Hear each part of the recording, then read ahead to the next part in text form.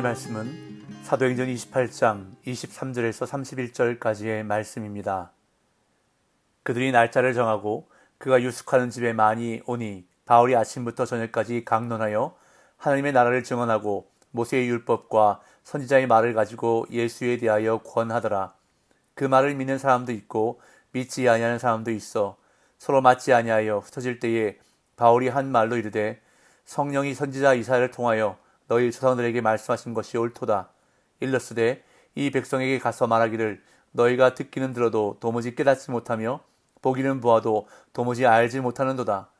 이 백성들의 마음이 우둔하여져서 그 귀로는 둔하게 듣고 그 눈은 감았으니 이는 눈으로 보고 귀로 듣고 마음으로 깨달아 돌아오면 내가 고쳐줄까 함이라 하였으니 그런즉 하나님의 이 구원이 이방인에게로 보내어진 줄 알라. 그들은 그것을 들으리라 하더라.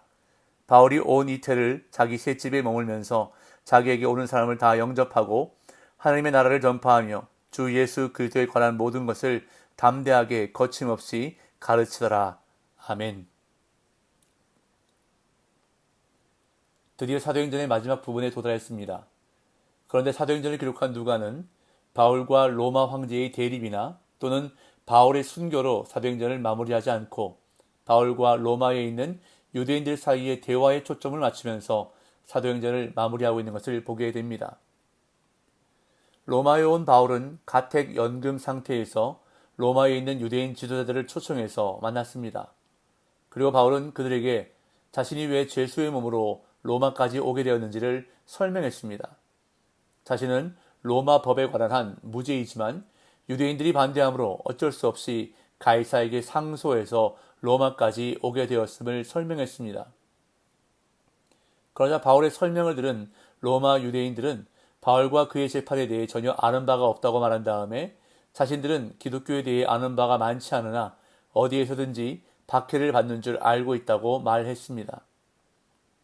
이렇게 로마 유대인들과의 첫 번째 만남을 가진 후에 바울은 두 번째 만남에서 하나님 나라를 가르치고 구약 성경을 들어 예수 그리스도를 증거합니다.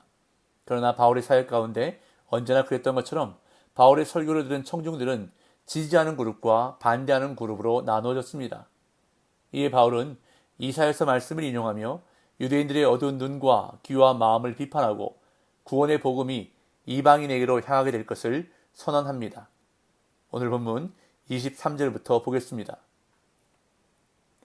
그들이 날짜를 정하고 그가 유숙하는 집에 많이 오니 바울이 아침부터 저녁까지 강론하여 하나님의 나라를 증언하고 모세의 율법과 선지자의 말을 가지고 예수에 대하여 권하더라.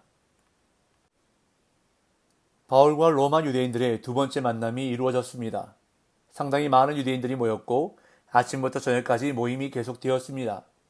바울은 그들에게 복음의 핵심이라고 할 수 있는 하나님 나라와 예수 그리스도에 대해 전했는데 그 근거는 모세의 율법과 선지자의 말, 즉 구약 성경을 가지고 예수님이 메시아이시고 하나님의 약속이 그분을 통해 성취되었음을 확증해 보였습니다.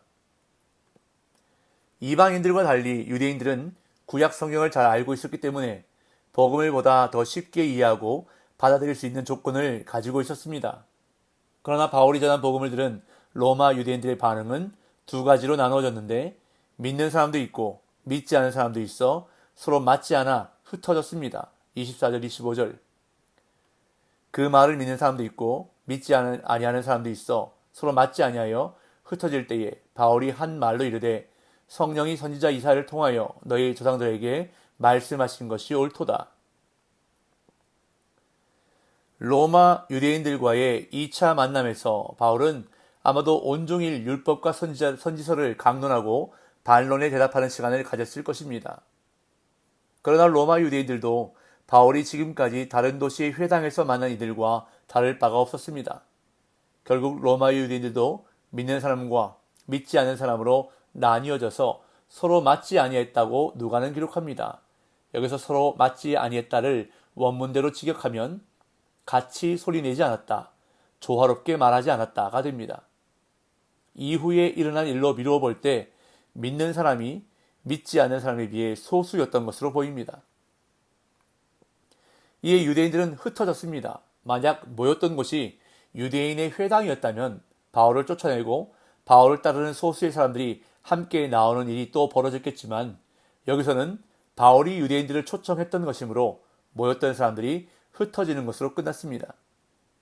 이때 바울은 이 상황에 대해 성령이 선지자 이사야를 통하여 너희 조상들에게 말씀하신 것이 옳도다라고 말하면서 이사야 6장 9절 10절 말씀을 인용했습니다. 먼저 26절 27절 일러스되 이 백성에게 가서 말하기를 너희가 듣기는 들어도 도무지 깨닫지 못하며 보기는 보아도 도무지 알지 못하는도다. 이 백성들의 마음이 우둔하여져서 그 귀로는 둔하게 듣고 그 눈은 감았으니 이는 눈으로 보고 귀로 듣고 마음으로 깨달아 돌아오면 내가 고쳐줄까 함이라 하였으니. 제가 이사야 6장 9절 10절 말씀도 읽어보겠습니다. 여호와께서 이르시되 가서 이 백성에게 이르기를 너희가 듣기는 들어도 깨닫지 못할 것이요 보기는 보아도 알지 못하리라 하여 이 백성의 마음을 둔하게 하며 그들의 귀가 막히고 그들의 눈이 감기게 하라. 염려하건대 그들이 눈으로 보고 귀로 듣고 마음으로 깨닫고 다시 돌아와 고침을 받을까 하노라 하시기로. 사실 이 이사야 말씀은 하나님께서 이사야에게 소명을 주시면서 하신 말씀이었습니다. 그런데 바울은 이것을 이사야의 소명이라 하지 않고 성령이 이사야를 통하여 너희 조상들에게 하신 말씀이라고 말합니다. 그 내용은 이렇습니다. 하나님의 말씀과 뜻을 전하더라도 그들이 듣기는 듣고 보기는 볼 것이나 반응이 없을 것이며 더 완고해질 것이라는 말씀입니다.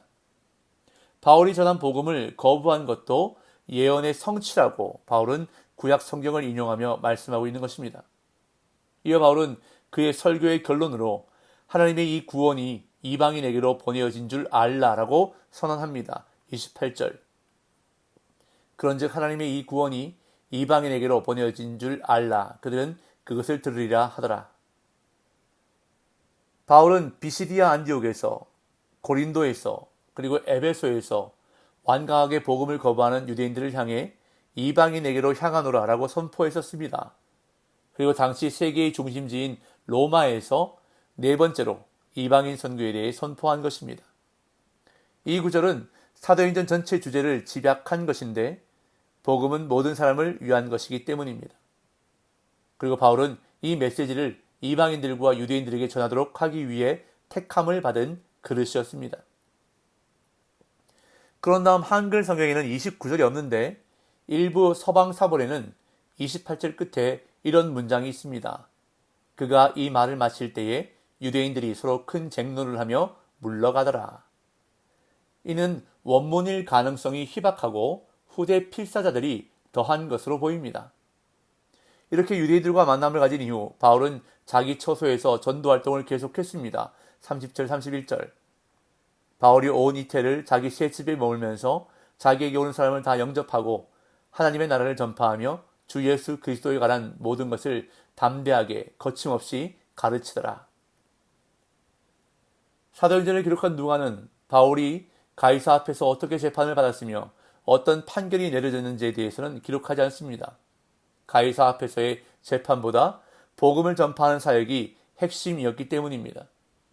바울은 유대인들에게서 큰 성과를 얻지 못했지만 지금까지 늘 그랬듯이 자기에게 오는 모든 사람에게 복음을 전하는 사역을 감당했습니다. 바울은 만 2년 동안이나 로마의 새 집에 머물면서 복음을 전했는데 이는 고린도에 머물며 사역했던 기간인 1년 반보다 더 긴 시간이었습니다. 물론 새 집에 연금된 상태였기에 사역이 그리 쉽지만은 않았을 것입니다. 여기서 새 집으로 번역된 헬라어 단어는 고용하다, 임금을 지불하다 라는 뜻을 가진 동사에서 파생한 단어입니다. 비용을 지불하고 거주하는 집을 가리킬 수 있지만 정확히 새 집인지 새 방인지는 원문이 말하고 있지 않습니다. 만약 바울이 자신의 비용으로 빌린 공간이었다면 대저택은 아니었을 것입니다. 하지만 바울은 방문하는 모든 사람을 영접했습니다. 당연히 유대인도 있었고 이방인도 있었을 것입니다.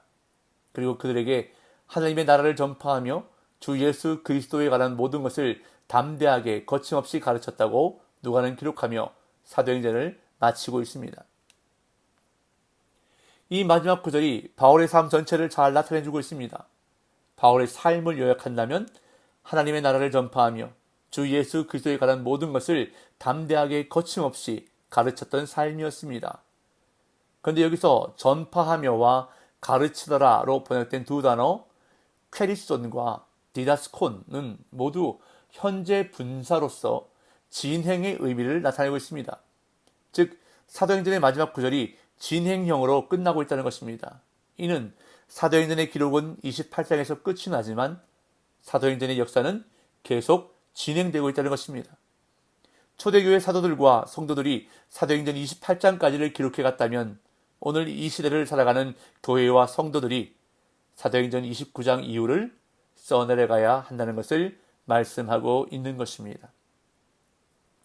비록 오늘의 말씀 묵상은 사도행전이 여기서 끝이 나지만 저와 여러분들의 삶에서는 계속해서 사도행전 29장을 써내려가는 하나님의 나라를 전파하며 주 예수 그리스도에 관한 모든 것을 담대하게 거침없이 가르치는 사도행전적인 교회와 성도 되시기를 예수님의 이름으로 축복합니다.